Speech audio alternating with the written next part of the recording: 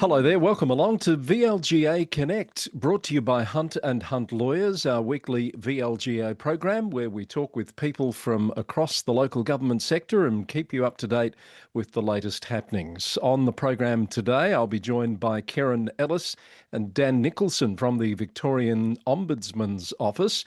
We're talking about a recently released report into flood risk decisions relating to two housing estates, with broader implications for councils from those findings. And our Meet the Board series continues with independent member Louise Hill joining me for a discussion about how she contributes to the board and her work in and beyond the local government sector. But first up on VLGA Connect, it's time to catch up on this week's Connect News headlines. Well, Councillor Gareth Graham has shed light on his decision to resign as Mayor of Alpine Shire Council just days after his election to the role. Councillor Graham stepped down late last week after attending mandatory mayoral training in Melbourne. He said he felt a lack of preparedness for the complex governance responsibilities of the role and that the community deserves a leader fully equipped to meet any challenge. The council will now elect a new mayor. Current Deputy and former Mayor Sarah Nicholas is acting in the role in the meantime. Frankston City Council has elected a new leadership team this week. Councillor Sue Baker, in her second term on the council, takes over the mayoralty from Councillor Chris Bolam. She'll be supported by Councillor Cherie Wannott in the Deputy Mayor position. And with the impending arrival of new CEO Tennille Bradley, it marks the first time the city will be led by an all-female leadership team. Hepburn Shire Council closed its Creswick Hub facility earlier this week after three separate incidents of threatening behaviour. The staff members concerned were said to be very shaken by the incidents. The council said the behaviour of this kind against council staff is occurring too often from a select few who cross the line. The hub was reopened by Thursday afternoon. Bass Coast Shire Council has launched a media blitz and a petition calling on the Victorian Government to secure a long-term contract for the MotoGP at Phillip Island beyond next year. The race draws tens of thousands of attendees to the island, supports 284 full-time jobs and injects $29.4 million in direct local spend. Mayor Rochelle Halstead conducted a string of interviews this week and the petition attracted hundreds of signatures on its first day. Swan Hill Mayor Stuart King has taken over as the new chairperson of the Murray River Group of Councils this week. He succeeds Loddon Mayor Dan Straub as chair of the alliance of 6 Victorian councils along the Murray River from Mildura down to Moira. The City of Stonington has released a new report revealing significant growth in its nighttime economy. Turnover has surged 21% to $926 million, while core nighttime businesses grew by 19%. Stonington now ranks 10th nationally for nighttime business density. A controversial proposal to build more than 1,000 homes on the Cranbourne Golf Course will now be decided by Casey councillors in February. They've called in the planning application under land use planning protocols introduced after the IBAC Operation Sandon inquiry. It will be the first major planning application to be decided by Casey's councillors under those new protocols. Ballarat Council has voted to continue offering e-scooters and e-bikes following a successful 3-year trial. A competitive process will now be run to select a single operator to run the service under a 3-year permit. That new service expected to launch later next year. Hume City Council is exploring ways to reduce growing rate arrears, which have risen to more than $45 million. Agreed actions by the council include exploring incentives for payment plans and directly engaging with affected ratepayers to understand why they haven't paid. And Vincent Michael Brannigan has been elected to Benalla Rural City Council in a countback after the resignation of Nathan Tolliday for work reasons. That's the latest from VLGA Connect News. Get more news from the sector across Australia and beyond from the Local Government News Roundup podcast, brought to you by the VLGA and available wherever you listen to podcasts.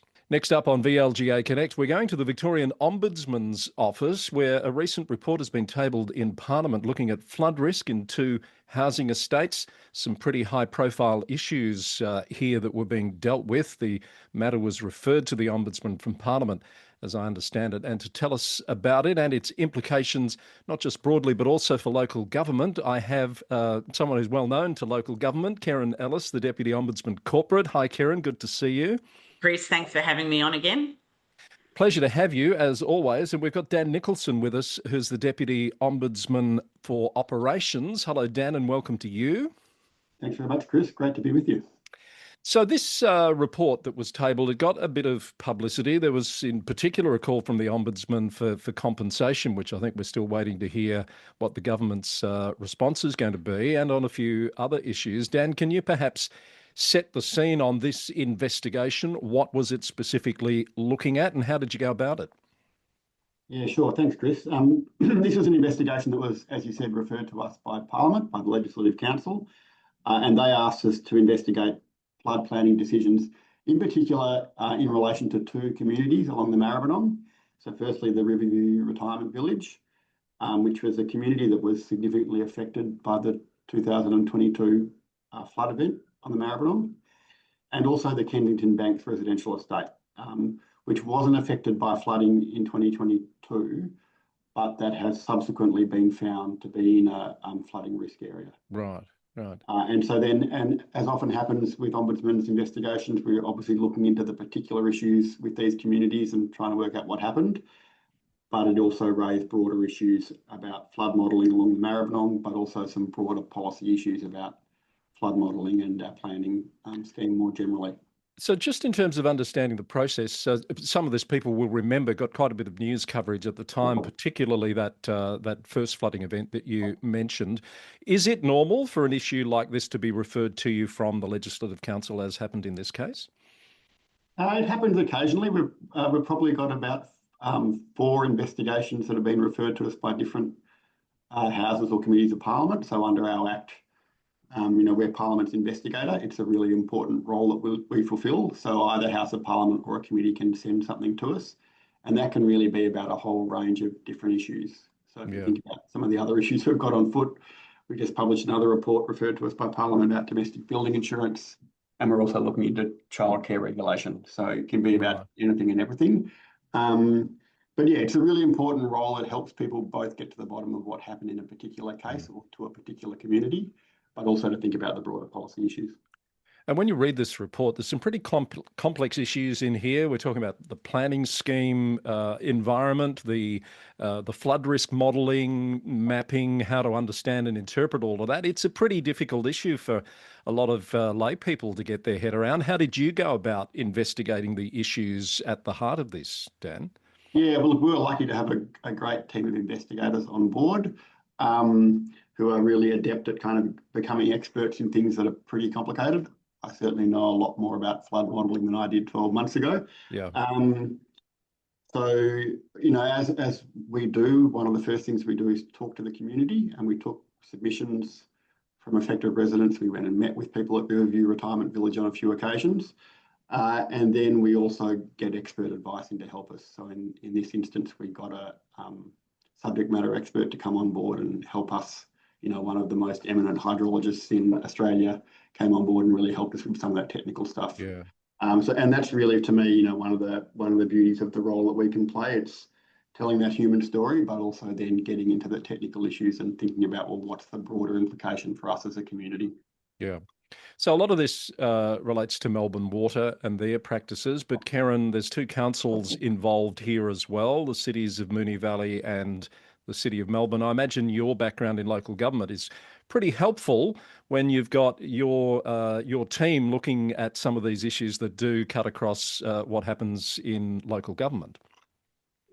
Certainly try to be helpful, Chris, let's put it that way. I certainly give the gift of feedback with the intent of being helpful. So yes, there were 2 councils directly involved in this investigation. However, I think the recommendations, or the findings and the recommendations, are probably relevant to most councils in Victoria, if not in Australia. So the couple of things that I would probably emphasise that I think are probably of most interest to local government is recommendations around flood modelling.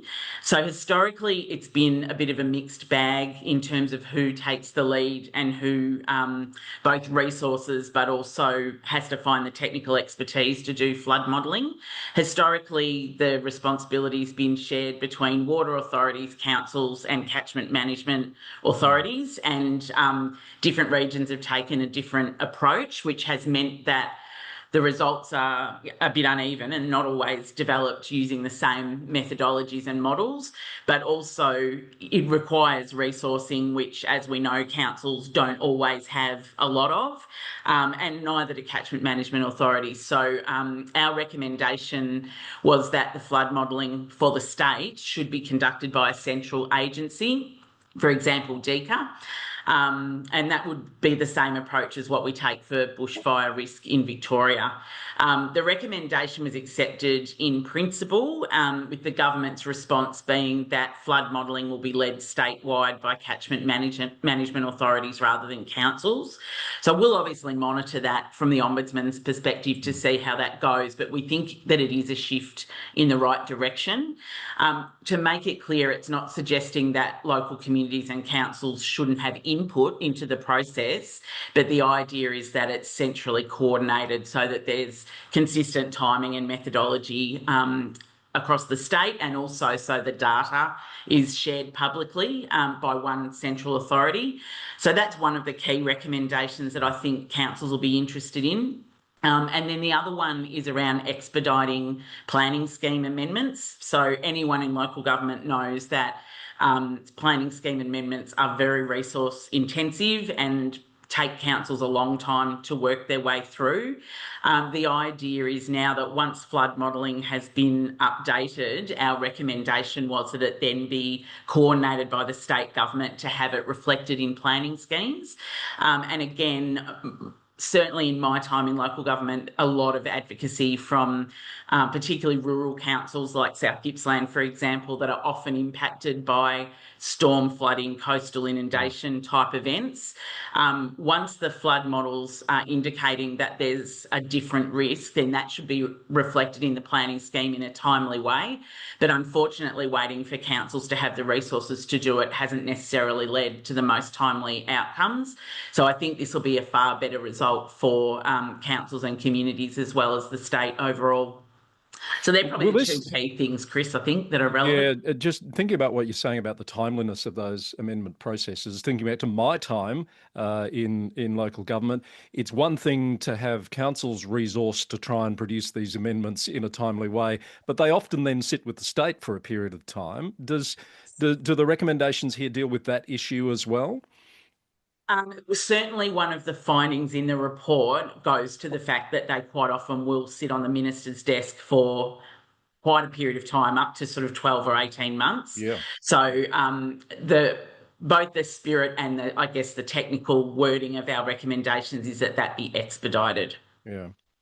Dan, as I mentioned before, a lot of this shoots back to Melbourne Water and their processes. What has Melbourne Water and the other entities that are mentioned in the report responded, or how have they responded to what you've recommended here?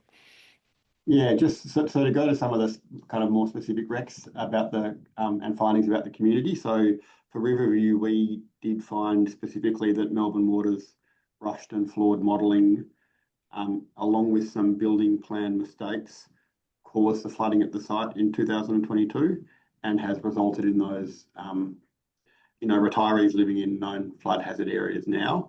And those mistakes, although they were made quite a long time ago in the early 2000s, even looking back to the sort of standards of the day, they were recognisable and avoidable. Yeah. So we've made some specific recommendations, and it's been very pleasing, at least from Melbourne Water's side, that they've accepted those recommendations.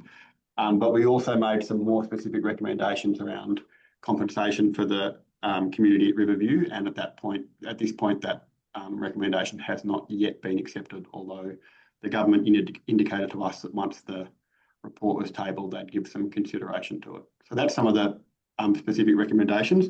I think, as you know, there have been a few other inquiries along the way about these floods and about some of the flood modelling issues, and it's been pleasing to see. I mean, we obviously build on the recommendations of those inquiries. We don't go back and repeat all the work, but it's been pleasing to see that a number of changes have already been made, both about the quality and frequency of flood modelling, and then working towards how we can make that more available to the community, both through the planning scheme, but through other means as well, like it being available on the web, for example. Yeah, as you say, most of the report's recommendations have been accepted, with the exception of, I think, two, that compensation issue being one of them.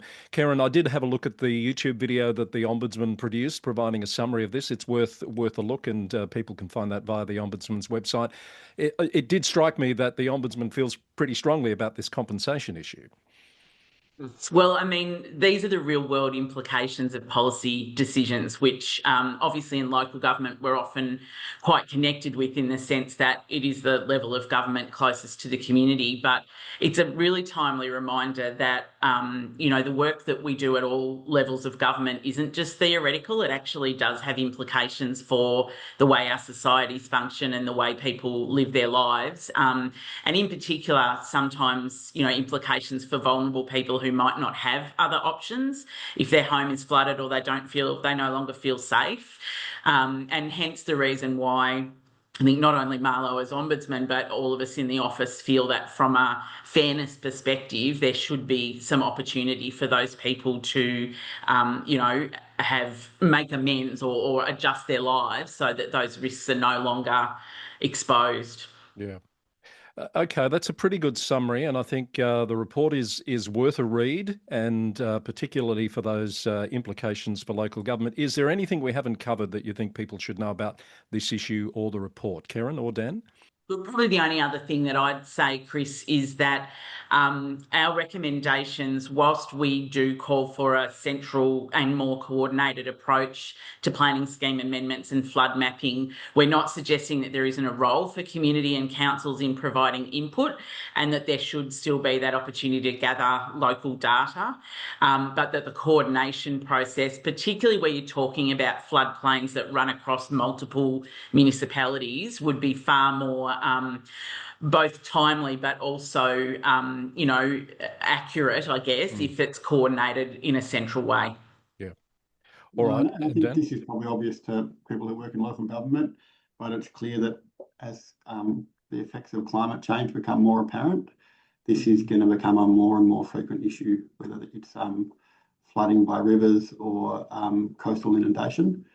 And so getting this stuff right is really important, and kind of at the core of what we want is to ensure that communities can access accurate and up-to-date information about flood modelling in their area, so that can help inform the decisions they make.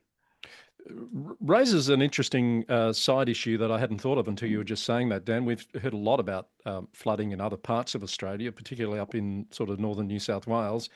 Does your work look at how these issues are being dealt with in other jurisdictions? Does that help inform your thinking at all?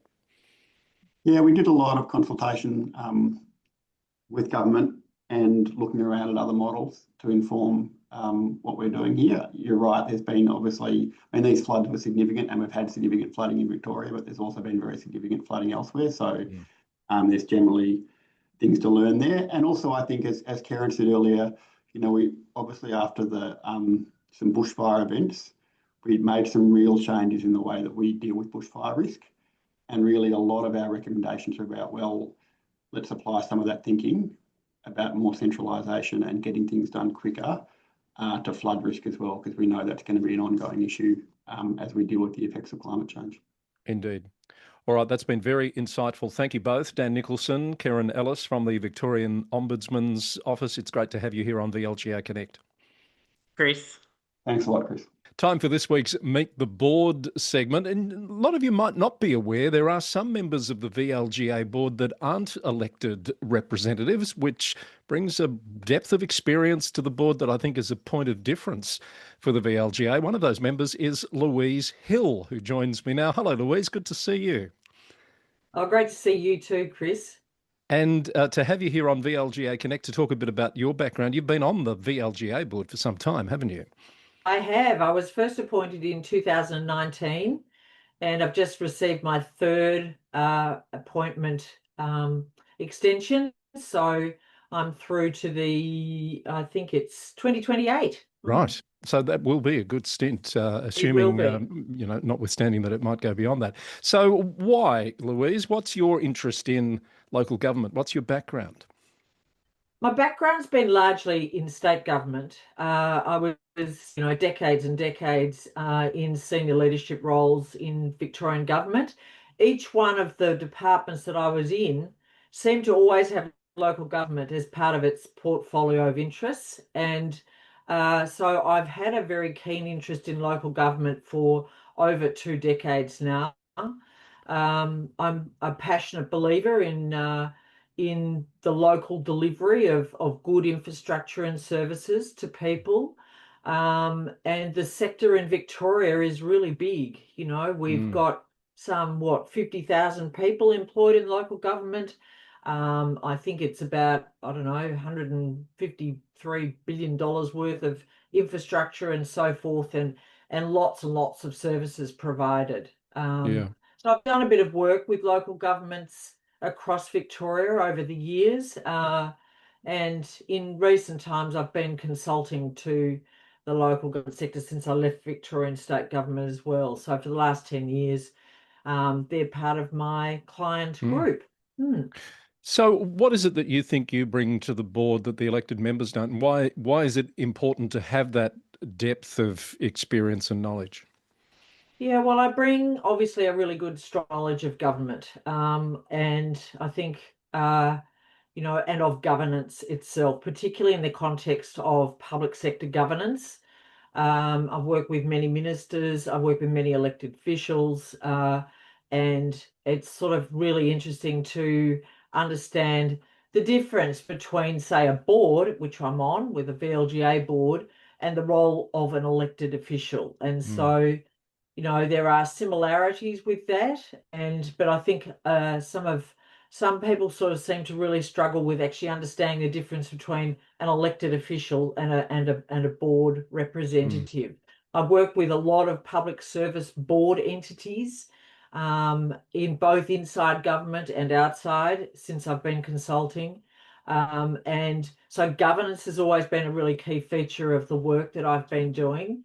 As I said, I'm a passionate believer in local government, and I think the other thing is too that I'm very much interested in the whole kind of picture about federation and mm, the kind of the challenges that we're facing across Australia regarding our federated model. And I notice that debate is actually starting to bubble up again. The Treasurer has mentioned it a couple of yeah. times and others. And so the three tiers of government are very much a feature of how things work here in Australia. We have a very long and strong, powerful history of local delivery. And increasingly, state and federal governments are pushing more through to local government for delivery. Mm, And a lot of the risk in terms of the revenue base for that service delivery sits with local government now. So mm, there are many challenges and issues, and I bring a broad cadre of sort of uh, capability, experience, and insight, I think, into those sorts of particular challenges.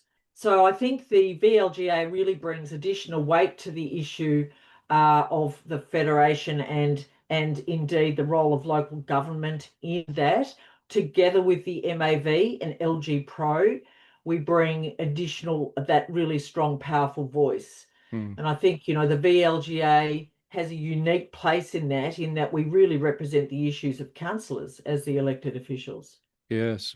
So your involvement is deepening, I understand. I think you're now on the Councillor Conduct panel dealing with serious misconduct issues. Is that something you thought long and hard about getting involved in? Yes, I've been an arbiter for a number of years now, and Mm, I've dealt with a couple of, quite a number of arbitration issues, complaints about code of conduct breaches mm, between councillors. So this is an extension of that into serious misconduct.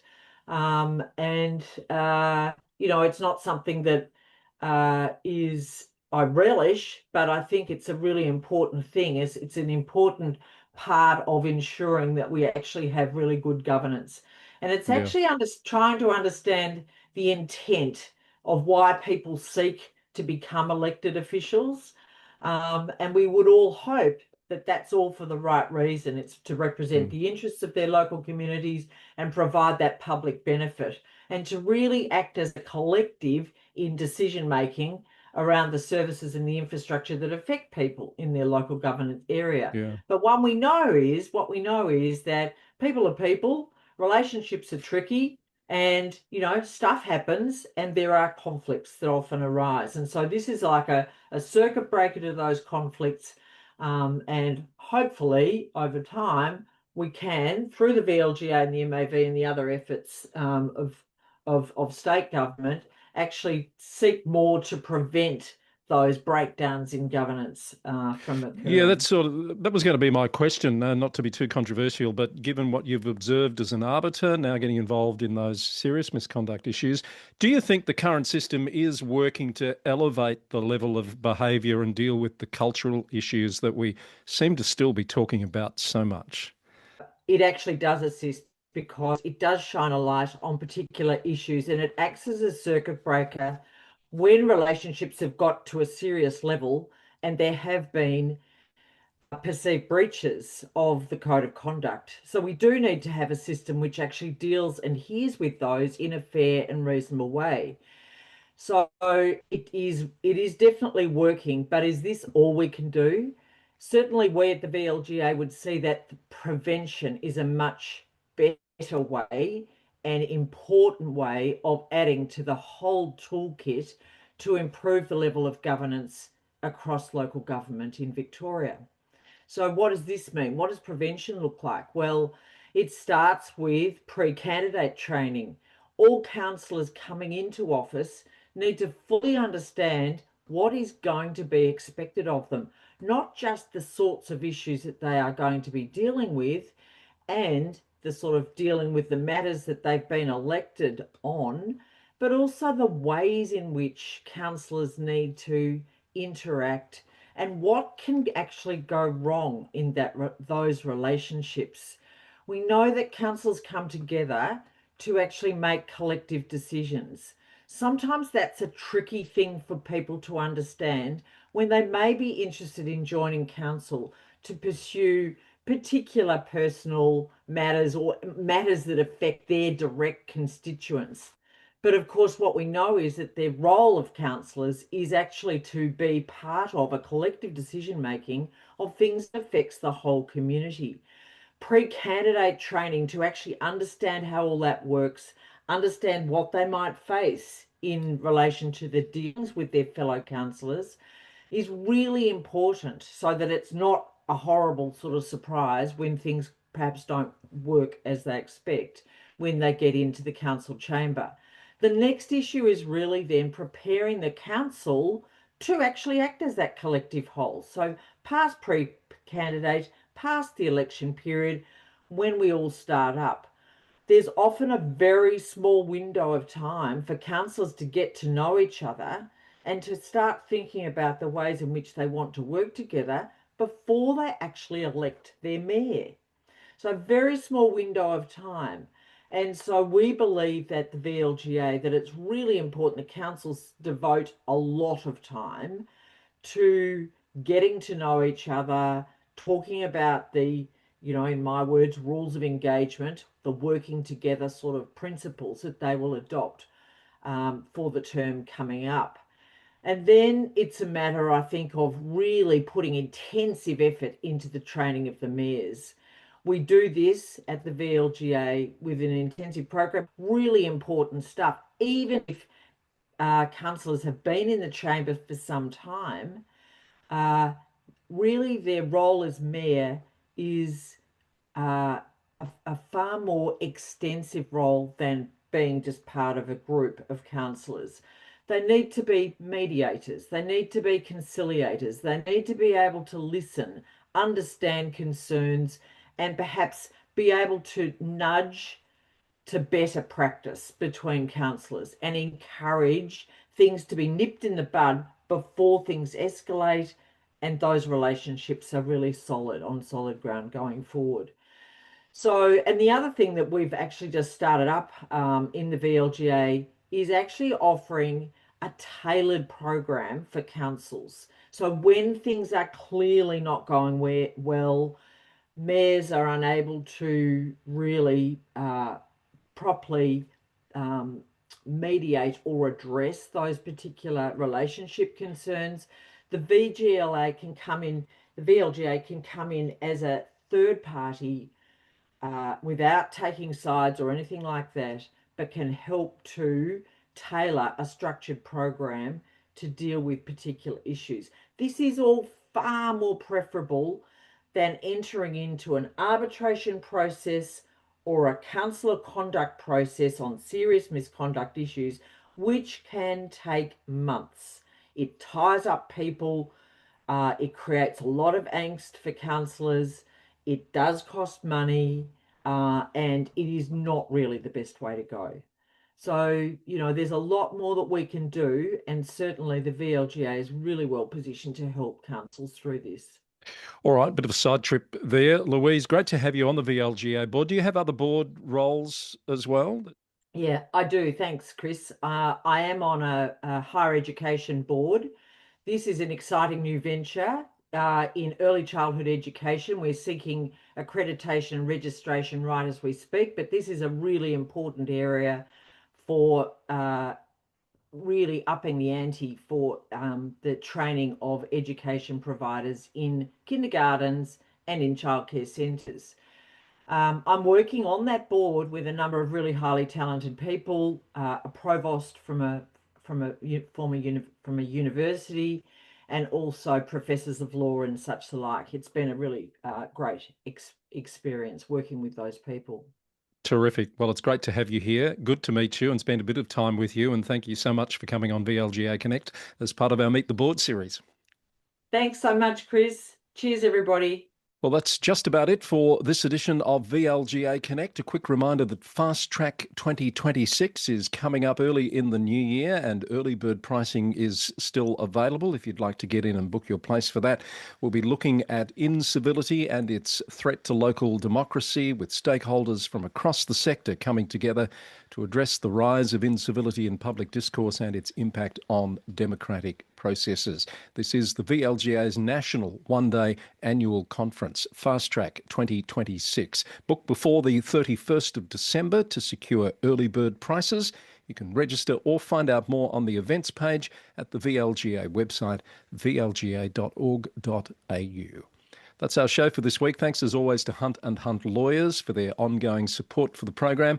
We'll be back next week with our final episode for the year. We'll be looking back at some of the major issues that have been dealt with in the sector this year, and possibly do a bit of crystal ball gazing too as to see what might be ahead for the sector in 2026. I hope you can join us for that. Until then, thanks for watching and listening. We'll see you soon for more VLGA Connect.